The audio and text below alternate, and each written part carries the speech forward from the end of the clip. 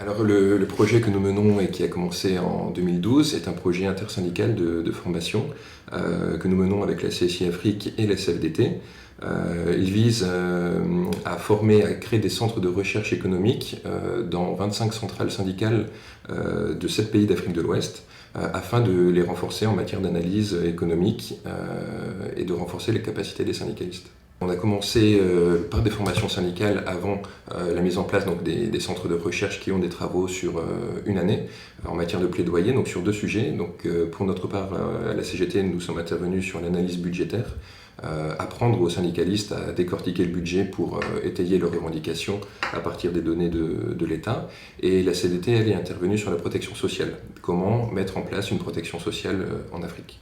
Alors, une des dimensions très importantes de ce projet a été notamment la dimension intersyndicale, puisque toutes les centrales syndicales adhérentes à la CSI étaient partie prenante de ce projet. Et donc, notamment, si je prends la dernière formation pour le Mali, ça a permis de mettre autour de la table les 2 centrales syndicales qui ne se parlaient plus. Donc, du coup, il y a une dimension très forte de reconstituer ou d'améliorer l'unité intersyndicale dans les pays. Et également après, l'objectif, c'est de travailler à œuvrer pour que le travail décent soit une réalité en Afrique. Et donc cela passe par le renforcement des capacités des syndicalistes pour qu'ils puissent justement s'emparer des données économiques et intervenir dans ce sujet-là auprès des ministères. Alors le projet était donc sur 2 ans, on est en phase de discussion pour la reconduction de ce projet. Alors on a considéré que 2 ans était une période assez courte, donc on envisagerait plutôt d'intervenir sur 3 ans en intégrant les 7 pays déjà présents et en ajoutant la Côte d'Ivoire qui n'avait pas pu être retenue au moment du montage du projet en raison des événements. Donc voilà, donc on est en phase de discussion. L'Agence française de développement qui finance pour moitié le projet et qui dépend du ministère des Affaires étrangères est favorable. Après, il reste, nous, CFDT et CGT, à discuter sur le contenu et notre objectif est de donner plus d'autonomie au mouvement syndical et qu'eux-mêmes puissent être en capacité de former les syndicalistes africains et ne pas forcément dépendre de la CGT et de la CFDT pour ces capacités-là.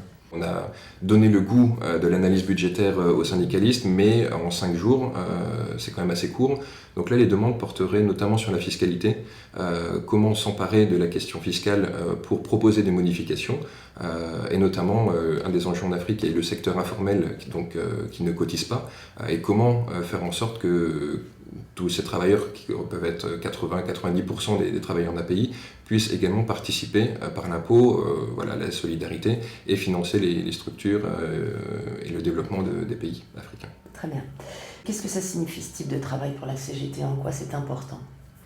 Alors on s'inscrit déjà dans l'histoire au niveau de ce projet et de l'activité de la CGT. On a, depuis la décolonisation, accompagné les mouvements syndicaux africains dans leur autonomie, dans le renforcement du mouvement syndical africain. Donc on est en matière de projet sur la solidarité syndicale internationale, car on estime que pour un monde plus juste, il faut que les travailleurs aient les mêmes droits partout dans le monde. Alors bien entendu, c'est un enjeu très très fort, mais on considère que le syndicalisme permet d'améliorer les conditions de travail et de vie. Et donc du coup, on s'inscrit donc dans une démarche d'appui. On ne fait pas leur place, on répond à leurs demandes et on fait avec eux pour renforcer le mouvement syndical africain.